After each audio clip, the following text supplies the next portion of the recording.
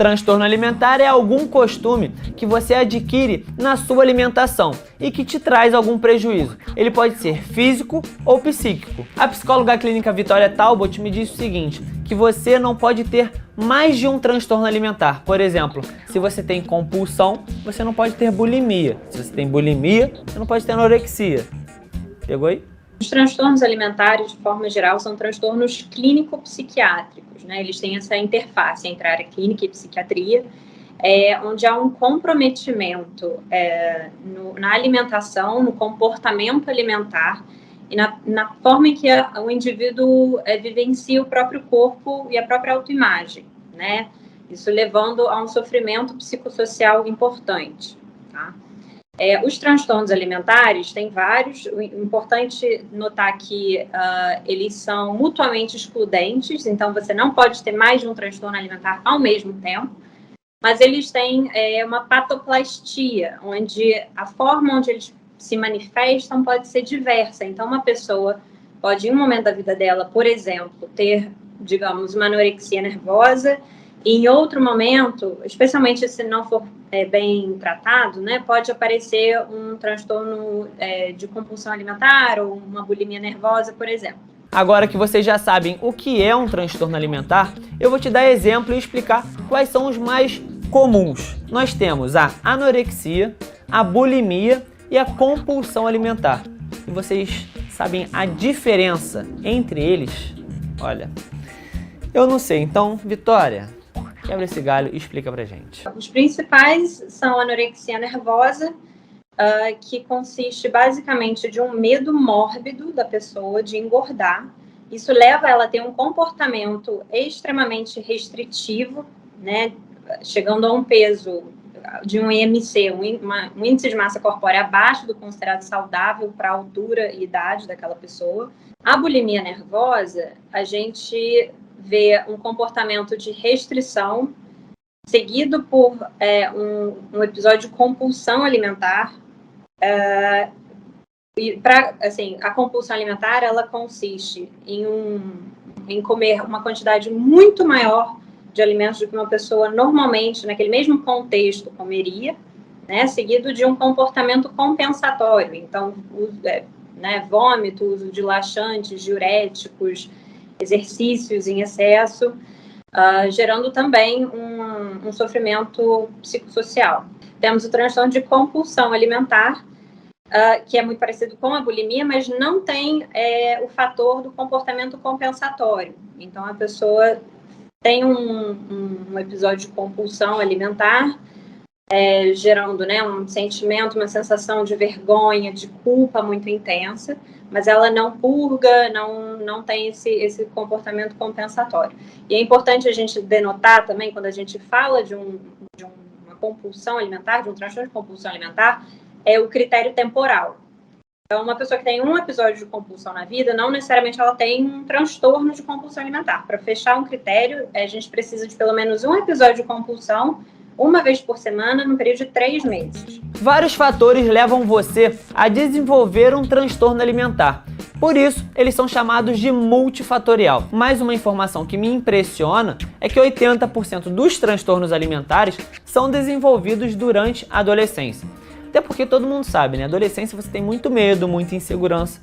Mas olha só, não vai achando, Matheus, já passei da adolescência, tô aqui, blindado. Nada disso.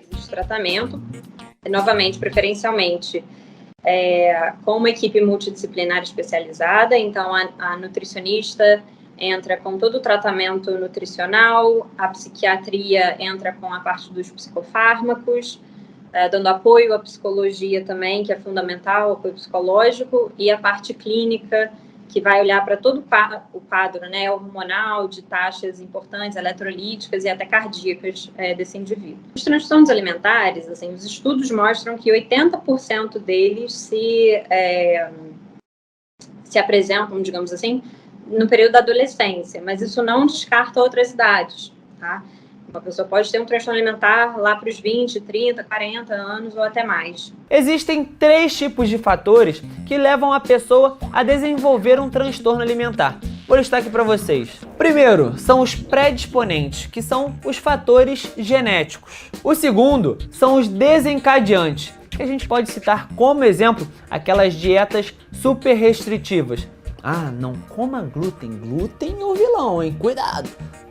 Não coma carboidrato. E aí não coma uma coisa, não coma outra coisa. E aí vira uma restrição só e você não acaba não comendo nada. E o terceiro são os mantenedores. Como exemplo, a gente tem o culto da sociedade ao corpo magro.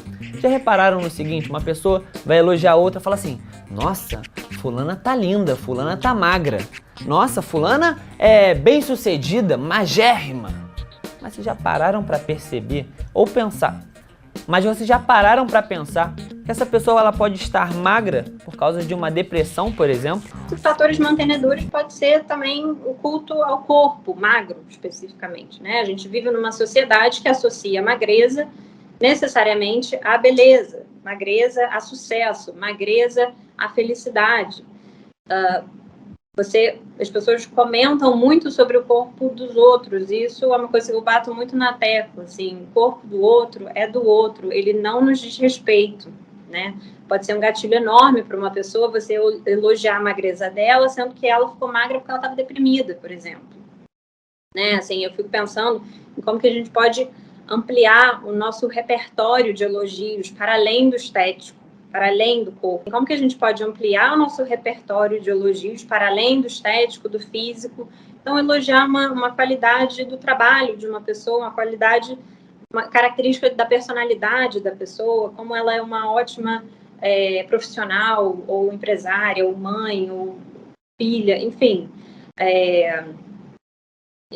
Eu vejo isso como, para algumas pessoas, até um exercício e um desafio, né? Porque ficam tão apegadas ali às questões estéticas que pode ser desafiador, mas uma novidade interessante também. Gente, por fim, a gente volta ao caso Arthur Aguiar. A Vitória me explicou o seguinte, que é impossível fechar um diagnóstico sobre o Arthur só com as imagens do reality show. Até porque, gente, ele está inserido num ambiente atípico. Lá, por exemplo, existem provas de restrição alimentar. Então, se ele só tem pão para comer, ele só vai comer pão. Então, a gente não pode fazer um recorte de um contexto extremamente atípico e diagnosticar uma pessoa, né? Os transtornos alimentares precisam ter um acompanhamento longitudinal para que um diagnóstico possa ser fechado.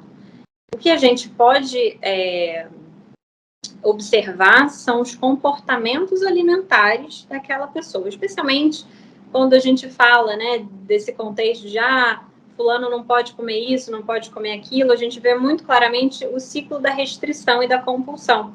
As pessoas restringem, fazem uma restrição quantitativa ou qualitativa dos alimentos, chega uma hora que não aguentam, vão para uma compulsão, um episódio compulsivo, de excesso, enfim, e por esse excesso podem voltar a fazer uma restrição e assim segue o ciclo. Mas, novamente, a gente não pode fechar um diagnóstico para o Arthur ou para ninguém, né? Eu acho que seria tanto quanto antiético. Olha, eu vou ficando por aqui. E se você tem dúvida, curiosidade, quer saber mais, entender sobre transtorno alimentar, bulimia, quer saber? G1.com.br, não tem jeito. Deixa esse like antes de sair daqui e vai lá no G1 para conferir todas as matérias sobre o assunto, beleza? Tchau e até o próximo Segue o Fio. Tchau!